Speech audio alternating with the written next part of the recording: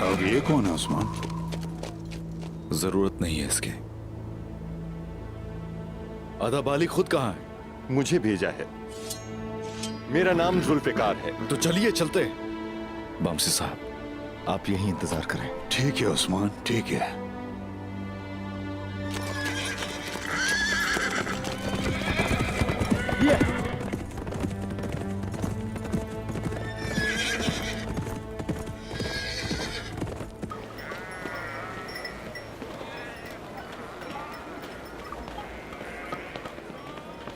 आलीशार साहब घेरा तंग कर रहे हैं, लेकिन उस्मान किसी के काबू में नहीं आएगा, इसलिए वो अपनी मर्जी की जगह अदालत लगाना चाहते हैं। अलीशार साहब भेड़ियों का दस्तरखान सजा रहे हैं। वो चाहते हैं कि ऐसे हालात पैदा हों कि लोग खुद ही मर जाएं। ये सच है कि वो कुएं में रस्सी बढ़ा रहे हैं, लेकिन देखते हैं कि उनके इस तरह के इक़दामात से वो रस्सी हमें बचाएगी या हमारा गला घोंट के रखेगी। अगर अदालत का फैसला उस्मान के खिलाफ आया तो चचा जान, क्या मुझे अपने भाई की कुर्बानी देनी होगी? हमें पहले उस्मान को तलाश करना है। हमें उस्मान के लिए ऐसे शवाहिद तलाश करने होंगे जो उसे बेकसूर साबित कर सके। उसके बाद उसने जो मेरे बेटे के साथ जुल्म किया उसका हिसाब भी मैं खुद ही लूंगा। उस्मान मेरा खून है, मेरी जान है। उसे सजा देने का हक सिर्फ मेरे पास है। अल्लाह रहम करे, कौन आ रहा है? इंशाअल्लाह सब खैर होगी। खैर होगी इंशाअल्लाह।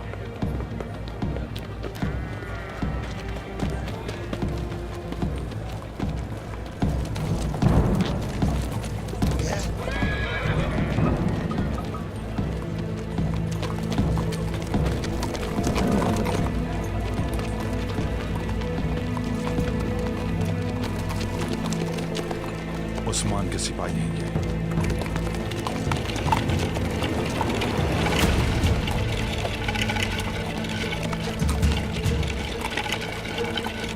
तो आ गए तो।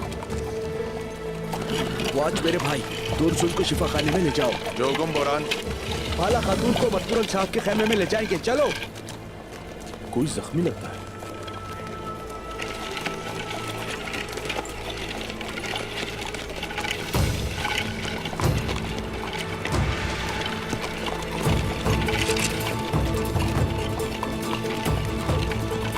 बुरान रुको।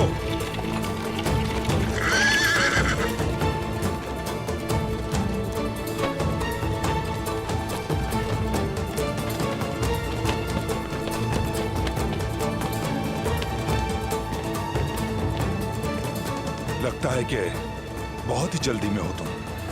कुछ नजर नहीं आ रहा। हम यहाँ पर ज्यादा नहीं रुकेंगे। कौन रुकेगा इस कबीले में और कौन नहीं रुकेगा, यह फैसला मैं करूंगा।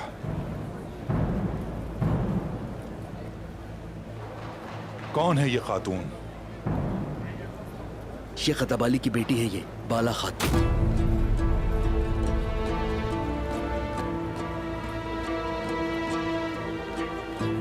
बाजार से अगवा होने वाली खातून अदब अली की बेटी?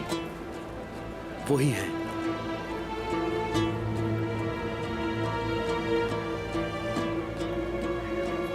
उस्मान साहब ने बाबा के खेमे में रखने का हुक्म दिया है। लगता है तुम्हारे भाई में खुद आने की हिम्मत नहीं थी, तभी उसने खातून को भेज दिया। उनकी जुर्रत न इस कबीले में समा सकती है न इस सरजमीन पर। जख्मी मुसलमान खातून को खेमे के बाहर इंतजार करवाना काइकदार के खिलाफ है। मुसलमान के खून के एक कतरे के लिए हम दुनिया को आग लगा देते हैं। जोहरा खातून को बताओ कि इसकी देखभाल करें। अदब अली की बेटी हमारी बेटी की तरह है। ले जाओ इसे, ले जाओ।